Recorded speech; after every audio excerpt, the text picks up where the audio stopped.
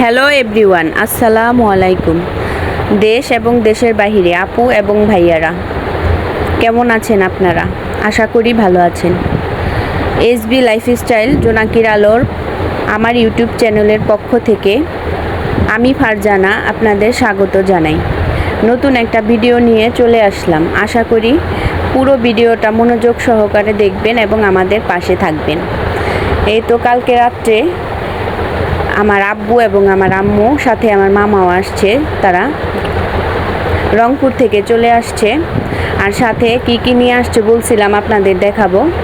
এই দেখেন, দেশি গরুর দুধ আর টাটকা টাটকা সবজি, এগুলো সব আমার নানির বাড়ি থেকে নিয়ে আসছে। আর আছে ছাতু,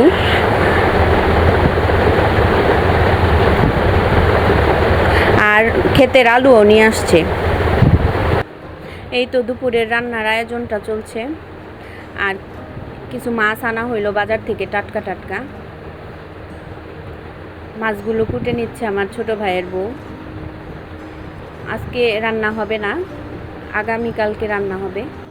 যেহেতু মামা আসছে আমাদের বাড়িতে বেড়াতে, তার জন্য আম্মু বললো যে চেপা শুটকির ভর্তা বানা, গরুর মাংস, আর হলো আরেকটা জিনিস আছে, বলেন তো কি সেটা। আর বাংলাদেশের বেশিরভাগ মানুষেরই এই খাবারটা পছন্দ, আর সেটা হলো গরুর মাংস দিয়ে চেপা শুটকি দিয়ে গরম গরম ধোয়া ওঠা চিতই পিঠা। কার কার পছন্দ অবশ্যই কমেন্টে জানাবেন। এদিক দিয়ে চেপা শুটকি ভর্তাটা বানিয়ে নিব। তার জন্য পেঁয়াজ, চেপা শুটকি কড়াইতে ভালোভাবে ভেজে নিব, এতে করে ভর্তাটা অনেক সুস্বাদু হবে। আর এই চেপা শুটকির নামটা হলো বাঁশপাতা চেপা। এই চেপাটা খেতে অনেকই সুস্বাদু। কে কে খেয়ে থাকেন অবশ্যই জানাবেন। এখন আমার আম্মু ভর্তাটা বানিয়ে নিচ্ছে। অনেক দিন যাবত আম্মু যেহেতু বাসায় ছিল না, রান্না বান্না থেকে একটু ছুটি ছিল তার জন্য নিজ হাতেই আজকে আম্মু সবগুলো রান্না করে নিছে। বলছে তোদের আজকে রান্না করতে হবে না, আজকে আমি রান্না করি। এই তো পরিমাণ মতো লবণ দিয়ে নিল। আমরা একটু ঝাল বেশি খাই, তার জন্য মরিচটা একটু বেশি নিছি। আপনারা যদি ঝাল কম খান, মরিচটা সেক্ষেত্রে কম করে নেবেন। আর এই ভর্তাটা কাঁচামরিচ দিয়েও খাওয়া যায়। এই তো ভর্তাটা কমপ্লিট হলো, এখন বাটিতে তুলে নিচ্ছি। অনেক দিন পর মার হাতে রান্না খাবো আজকে।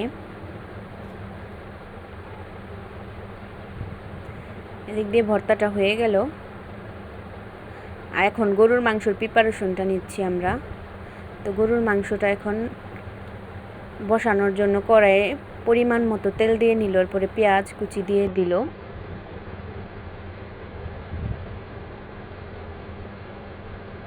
এখন পরিমাণ মতো হলুদ গুঁড়ো, মরিচের গুঁড়ো দিয়ে কষানো হলে মাংসটা দিয়ে দিবে পর্যায়ক্রমে। আর অনেক কিছুই রান্না হয়েছে, ওগুলো আপনাদের দেখাইতে পারি নাই। শুধু মাংসের ভর্তার আর হলো পিঠার রেসিপিটাই দেখাতে পেরেছি।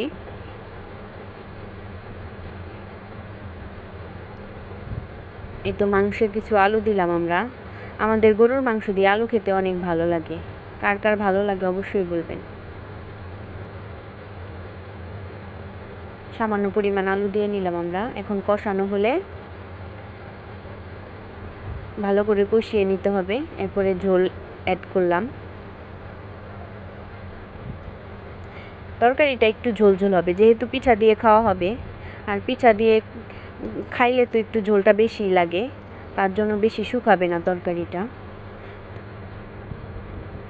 এ তো হয়ে আসছে এখন তরকারিটা। এই তো পিঠার জন্য পানি বসাই নিলাম চুলায়। আমার মামা যেহেতু চিতই পিঠা খাইতে পছন্দ করে, তার জন্য চিতই পিঠাটাও বানাই নিচ্ছি আমরা। যে চালের গুঁড়ি দিয়ে নিলাম। অনেকের নাকি গ্যাসের চুলায় পিঠা হয় না, আসলে আমাদের বাড়িতে গ্যাসের চুলায় অনেক সুন্দর পিঠা হয়। পিঠা বানানোর জন্য কিছু টেকনিক ফলো করতে হয়, যেগুলো ফলো করলে পিঠা অনেক সুন্দর হয় আর ভিতরে কাঁচা থাকে না পিঠাগুলো। এই তো আমার আম্মু এগুলো চালের গুঁড়ি দিয়ে ভালোভাবে মথে নিচ্ছে। সামান্য কুসুম কুসুম গরম পানি দিছে, বেশি গরম পানি দিলে আবার পিঠাটা বেশি নরম হয়ে যাবে, যার কারণে কুসুম গরম পানি দিতে হয়। এখন ভালোভাবে মথে নিচ্ছে আটাটা, যাতে করে পিঠাটা অনেক সুন্দর হয়। আপনারা এইভাবে অবশ্যই বানাবেন, দেখবেন একটা পিঠাও আর কাঁচা থাকবে না, অনেক সুন্দর ফুলকো ফুলকো চিতই পিঠাগুলো হয়ে যাবে আপনাদের। এই তো পিঠাটা দিয়ে দিলাম, এখন